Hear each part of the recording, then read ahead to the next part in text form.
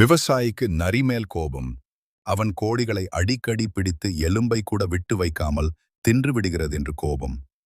இதற்கு முடிவு கட்டியே ஆக வேண்டும் என்று ஒருமுறை அதற்காக இரவில் பதுங்கி காத்திருந்தான். நரி வந்தபோது அதன் மேல் சாக்கு போர்த்தி லபக்கென்று பிடித்து விட்டான். பிடித்து என்ன தண்டனை கொடுக்கலாம் என்று யோசித்தான். அதன் வாலில் மண்ணெண்ணெயில் நனைத்த துணியை சுற்றி பற்ற வைத்து விட்டான். என் கோழிகளைத் திணறாய் அல்லவா, ஒழிந்து போ என்று அதை துரத்திவிட்டான். நரி தன்னை அறியாமல் விவசாயிகளின் வயலுக்குள்ளேயே நுழைந்தது. பயிர் முதிர்ந்து ஒரு பக்கம் நெற்குவியல், மறுபக்கம் வைக்கோல் போட்டு முதிர்ந்த கதிர்களை களையறுக்க காத்திருந்த நேரம் அது. நரியின் வரவால் ஏக்கர் முழுக்க தீ பரவி தானியமெல்லாம் கருகிச் சாம்பலானது. விவசாயிக்கு நரியை பழிவாங்கியதில் நஷ்டம்தான் பன்மடங்கு. நீதி. பிறரை பழிவாங்கும் போது முதலில் தனக்கு துன்பம் வராமல் கவனித்துக் கொள்ள வேண்டும்.